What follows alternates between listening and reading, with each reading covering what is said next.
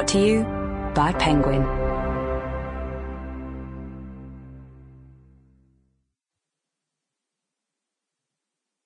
Sister-in-Law by Harriet Wistrich. Read by Catherine Bailey. Introduction. On the evening of the 7th of October 1992, 7-year-old Nikki Allen disappeared from her home on the Weir Garth estate in Sunderland. The following morning, after locals joined the police search for the missing child, her battered body was found in a derelict warehouse close to the estate. A post-mortem examination revealed that in addition to being bludgeoned with a brick, she had been stabbed 37 times in the chest and abdomen. The police launched a major investigation to find Nikki's killer.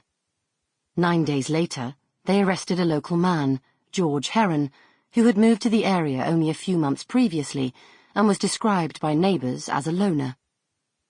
After 3 days of questioning, he confessed to the crime and was charged with her murder. Nikki's mother, Sharon Henderson, alongside other members of her family and local community, attended his trial in 1993 in the expectation of seeing this monster convicted and sentenced to a lengthy term of imprisonment. When he was acquitted by the jury, the judge having ruled that the police used oppressive methods to secure his confession, there was uproar in the court. Many thought Heron had got away with murder on a technicality, a view the police tacitly confirmed when they stated they were not looking for anyone else in connection with Nikki's death. Left to struggle alone with her grief and despair, Sharon Henderson was in freefall. Not only had she lost her precious daughter in the most horrific circumstances, she believed the man who had killed Nikki had got off scot-free. Rumours began to circulate that Sharon, an uneducated single mother of 4 small children who had herself mainly grown up in care, had neglected Nikki, and that this had in some way contributed to the targeting of her little girl. Among the false stories doing the rounds was a tale that, shortly before her disappearance, Nikki had been seen begging outside a pub. These rumours, it transpired decades later, probably emanated from the police. Somehow, Sharon survived and, over time, and in the face of police resistance, began an extraordinary campaign to get justice for Nikki. It was to take her 30 years.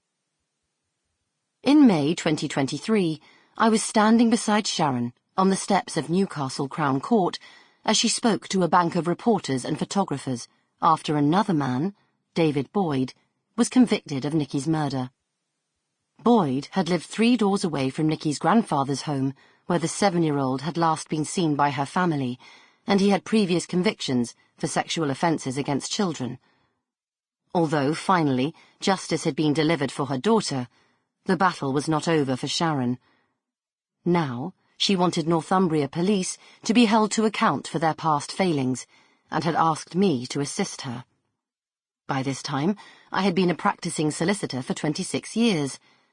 In the early 1990s, when Sharon Henderson's ordeal began, switching to a career in the law was an idea I was just beginning to contemplate, motivated by a desire to help women who, like Sharon, were being failed in myriad ways by a criminal justice system often not fit for purpose.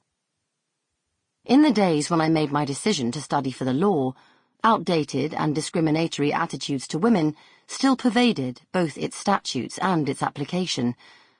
Rape within marriage, for example, had only just been acknowledged as a crime. The police had long tended towards a non-interventionist approach to domestics, and a new Home Office policy of positive action would take a while to be widely exercised. Harassment, stalking, forced marriage and honour-based violence were not defined or recognised as separate offences in law. In courtrooms across the country, judges considered rape victims to be complicit for wearing short skirts. One famously warned a jury that women and small children are prone to tell lies. Men who killed their female partners and relied on the defence of provocation were often spared jail by sympathetic judges. Teenage girls from disadvantaged and abusive backgrounds, groomed and pimped into street prostitution, were regularly arrested and labelled common prostitutes. Sample complete. Ready to continue?